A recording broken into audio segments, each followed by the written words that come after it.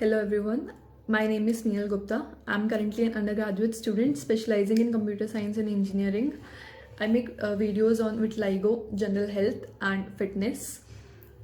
And in this video, I will be talking about why exactly is vitiligo incurable. So I have made a video on vitiligo previously, and it talks about my journey with vitiligo, what is vitiligo, and all that stuff. So if you haven't seen that, I'll leave the link in the description box below, and you can check that out. And yeah, about vitiligo is an incurable skin disorder which causes loss of skin color. In this video, I'll mainly be talking about why is vitiligo incurable. So before talking about that, let's briefly discuss about what causes vitiligo. Okay, so there are many different theories and ideas to it, ranging from autoimmunity to cellular stress, from chemicals to nerves and genetics.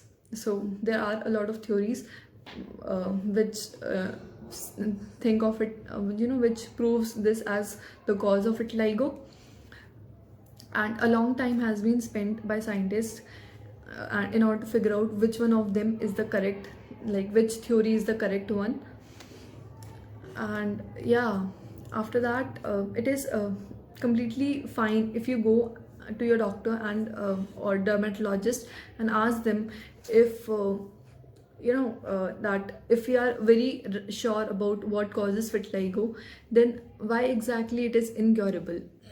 you know like let's say someone gets cold, they take the medicines and they are just fine after that. And let's say someone has fever, they visit their doctor, they have a checkup, the doctor prescribes some medicines, and they're all fine after that.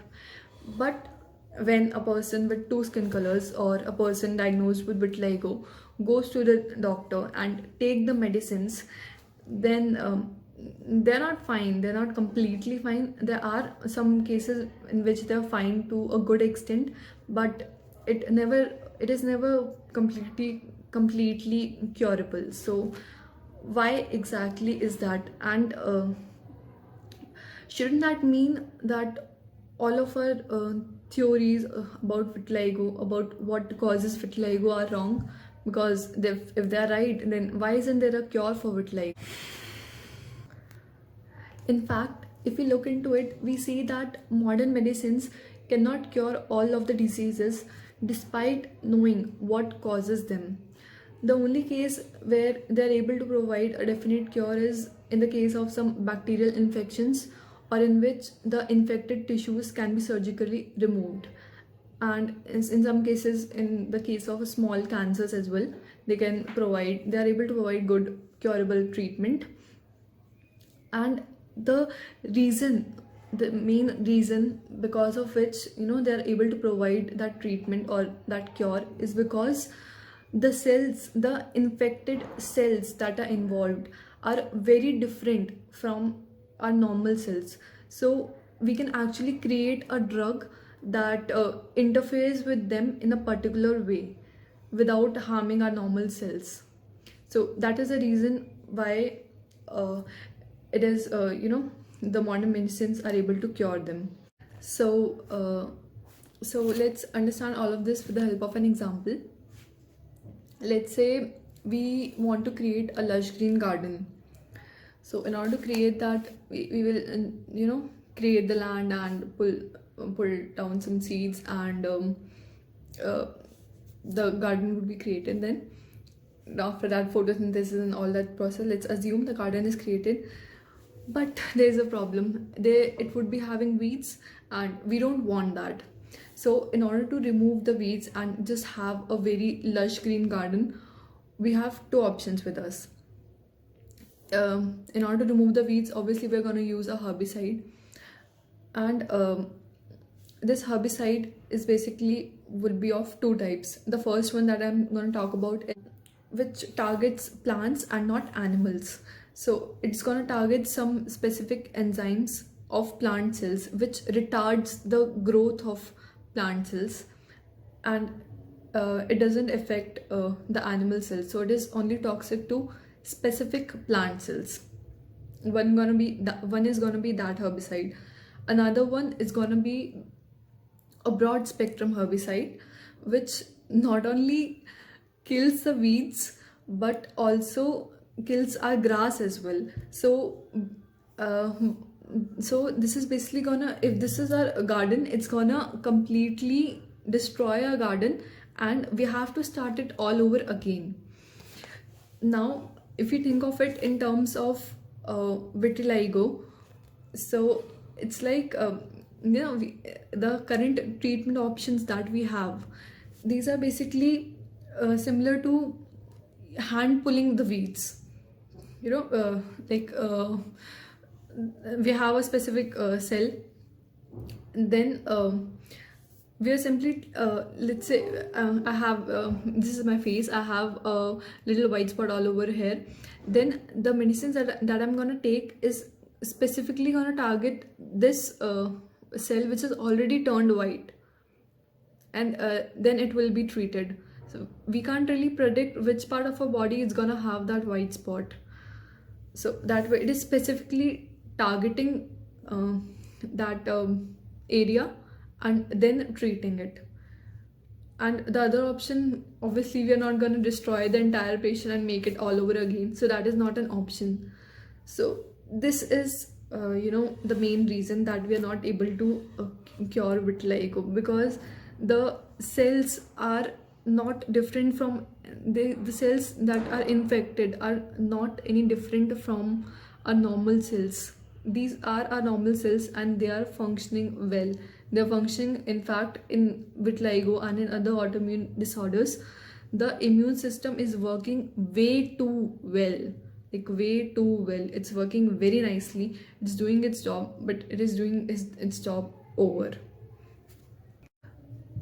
Many human diseases, including vitiligo and other autoimmune disorders, are caused by an immune system working too well. So it is doing its job, it is killing foreign organisms, but at the same time it is also causing inflammation and destroying our own normal cells. And because these cells that are infected are normal cells, they're pretty much they're working normally, they're doing their job. But think of it as the weed grasses that have enzymes similar to the lawn grass. So we cannot selectively target them and create a drug for that. So that is the main reason why vitiligo still doesn't have a cure.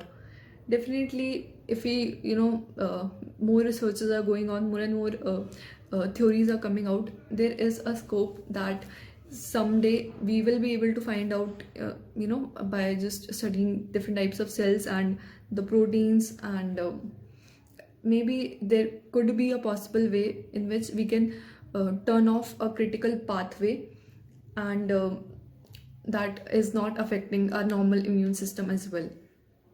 There might be something, but till now we don't have a cure.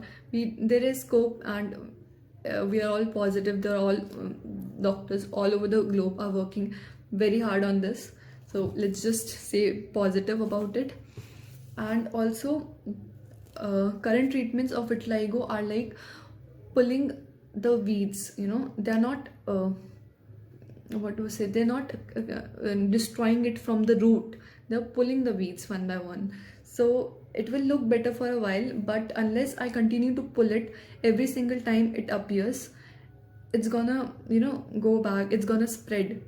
So your disease is gonna look better for some time, but unless you keep taking those medicines, or else the disease is gonna come back, because we're not eradicating it from the root.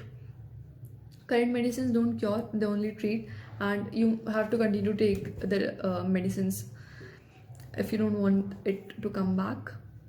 And yeah, that will be all about it.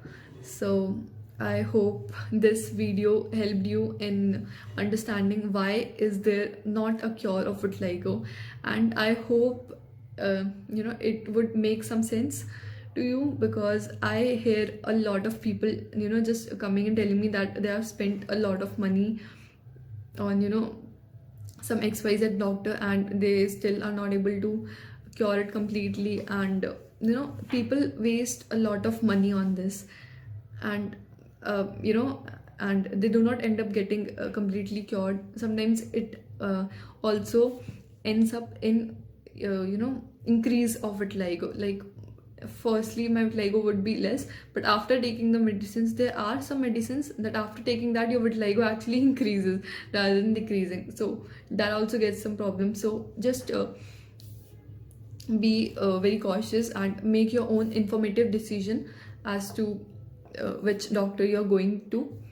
And yeah, that will be all about this video. I hope I am able to clear you why exactly there is no cure for vitiligo as of now, but we are positive. Let's just stay positive and believe in all the hard work that the doctors are putting in.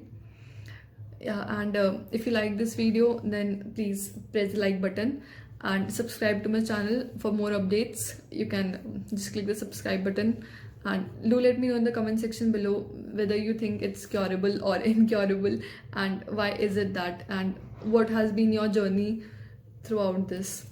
Thank you.